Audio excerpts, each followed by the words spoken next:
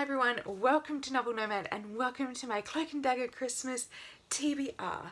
So this is all the books that I'll be reading this December. Well, hopefully I can read all these books. But first off, before I get into my TBR, let's do a quick announcement that I kind of should have made in the announcement video, and that is of the group read. So we'll be doing a group read this year, and the selection was to do a Phyllis Whitney book, and of course unfortunately the only one I could get, I kind of decided it for the group, was The Trembling Hills. So Phyllis Whitney is a queen of American ghost gothic. Unfortunately I have not heard of her over here in Australia, but this one sounds fantastic. It is set during the early 1900s in San Francisco, before the absolutely catastrophic earthquake that completely changed San Francisco, because not only were a huge number of buildings knocked down in the earthquake, there was also a giant fire.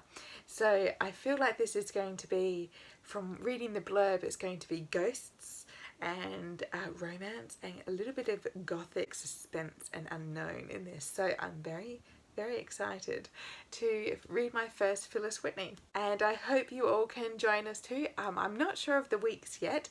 I'll put it all down below in the comments once I find out how long we're going to be reading the book. We will definitely let you know. And secondly, a book that I'll be buddy reading with the wonderful Kate Howe is Airs and Graces by Rhys Bowen. This is the next in the Her Royal Spiner series, and it's after the Christmas read, which I definitely recommend, the 12 Clues of Christmas, if you need to read that for a Christmas novel.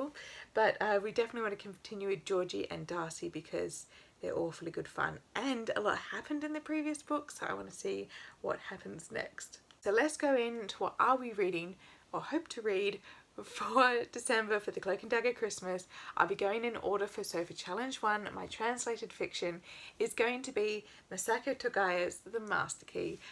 I wanted to read this last year. I didn't quite get around to it because I had quite a few other books on the list, but this one is going to be number one. I definitely want to read it. It sounds awfully chilling and horrendous, and I want to see how some Japanese murder mystery turns out, because I feel like it's going to be very spine tingling. So challenge 2 is to read a book in a location you don't often read, and mine is Sulari Gentile's A Decline in Profits.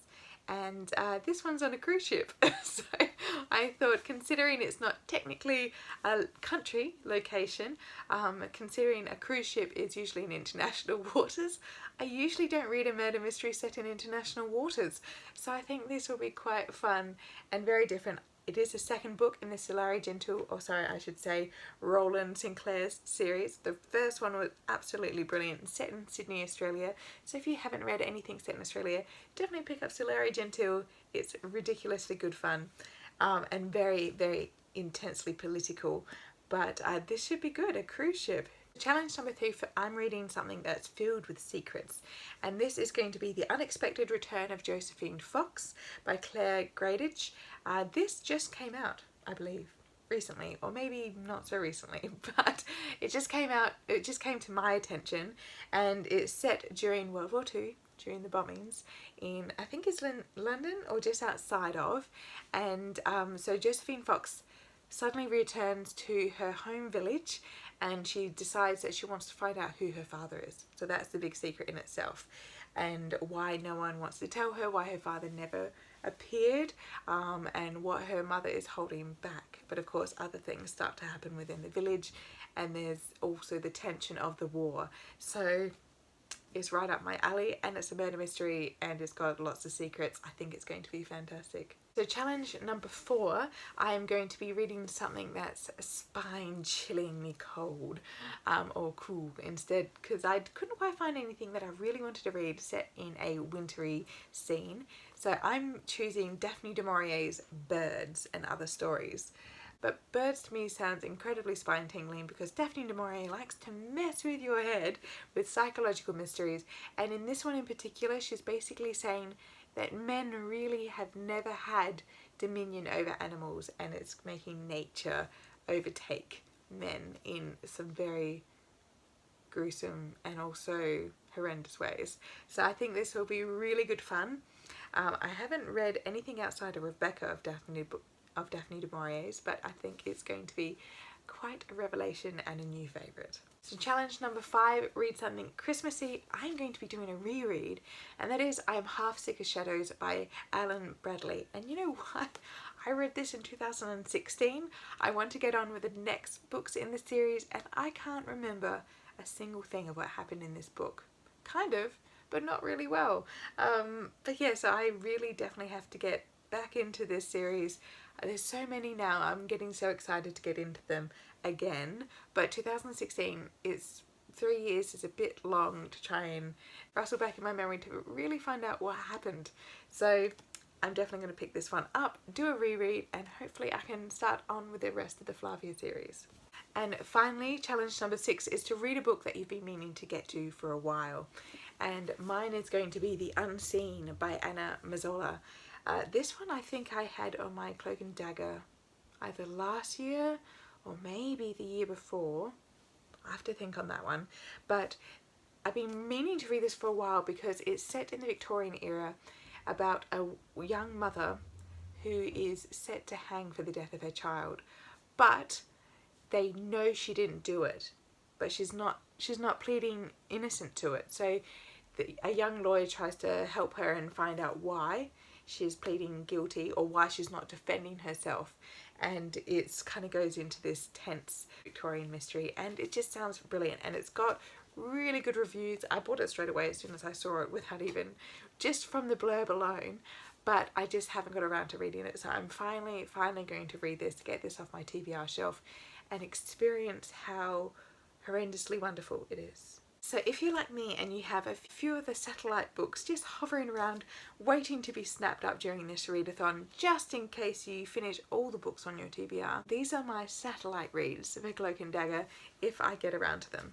And the first one is Teetotaled, Mirage Chance. Now the first one I believe was called Bedazzled? Oh, Come Hella Highball, sorry. But yeah, so Come Hella Highball, I read that one with Kate Howe, and we both had a craving for cinnamon buns. That's what we did have, but it wasn't like one that really blew us away. But one of my lovely colleagues at work really enjoyed the second one as well as the first one, so I thought I'd give it a go. Next is going into another classic, and that is Strangers on the Train by Patricia Highsmith. Now I haven't read a Patricia Highsmith except Carol. I have read Carol, but Strangers on the Train just sounds so chilling. There, two strangers. They don't know each other, but they just start complaining about their life, and one decides to kill the other's wife, and then the other one says, okay, I'll kill your father, just to get these issues that they're having out of their life, and how it spirals from there. I think it'll be wonderful, a really great psychological mystery. The other one, if you're thinking of reading something more middle grade, that could be Murder Most Unladylike. This sounds really sweet, about two friends at a boarding school. Classic English, but two friends at a boarding school find out something shocking has happened to one of their teachers, so of course they have to follow the clues and find out what's going on. Next is A Study in Charlotte by Brittany Cavallo. This one I think is more YA, I believe, so it's more YA, kind of a spin-off of Sherlock Holmes, and it's going to be really fun. I bought it because the cover is amazing. But it has got really good reviews as well, and I think it's in a trilogy or a series, but it's basically Sherlock Holmes modernised, but women as well. Next we have Cindy Ashley's Suitors and Sabotage, which is quite sweet because it's like, I love the blurb here, it's like, in which falling in love with the wrong gentleman is the least of a lady's worries. It just sounds so ridiculously fun. I'm not sure the era on this one. I feel like it might be Regency or maybe a little bit into the Victorian period, but murder mystery, historical, bit of fun. Can't go wrong. Of course I have to hopefully read the next Daisy Dalrymple, and that's Dead in the Water, which I thought would be a fabulous fun term to read. Have to read at least one book with the word dead in it, and I think Dead in the Water is, I'm waiting for the pretty covers to come out from Minotaur. Please, Minotaur, bring them out a little bit faster than once a year. But I'm really loving the Daisy Dalrymple series. I find she's such an interesting and vivacious character, and there's a great amount of character development, like personal character development. It kind of reminds me of the Limley series, but just not as in depth. But otherwise, I cannot wait to read the next Daisy. I have been hearing so many things about Maisie Dobbs. I just picked it up and I really, really want to read it. I think she's an agent, or is she... So Maisie is a private detective, but it sounds fabulously good fun, and it kind of is a long series as well. I think it goes into the Second World War. So it's going to be a fantastic series. Hopefully I can start that one maybe this December. Another one that I've had on my shelf that I really want to read and get off the TBR shelf is The Bachelor Girl's Guide to Murder, and that's by Rachel Macmillan, and this one sounds really sweet. It's set in 1910 Toronto, and whilst they're trying to find husbands, they're also trying to find a killer. I also picked up Deanna Raybon's A Curious Beginning, a Veronica Speedwell mystery. I think Veronica Speedwell's a scientist, or is in the late 1800s, and she's pursuing science. I know a lot of people have read this series, so let me know if you definitely think it's one I should boost up the TBR pile. But I love these covers and it sounds so fascinating. So if you have read it, let me know what you think of it. And finally, one that I just want to read because it's so noir and it's like that classic noir feeling. And it's The Maltese Falcon by Dashiell Hammett. This is more of a vintage mystery read, but it's definitely one that has been on my radar for a while, and it comes highly recommended from one of my fellow booksellers. Okay, so that is a Cloak and Dagger TBR and Satellite TBR. So I can't wait to see your TBRs. Link down below if you have done one, because I'm trying to see them all, but I may not be able to find them all. So if you've definitely done a TBR for Cloak and Dagger, let me know. And I hope you all have a wonderful day. Happy reading, and I'll see you next time. Bye!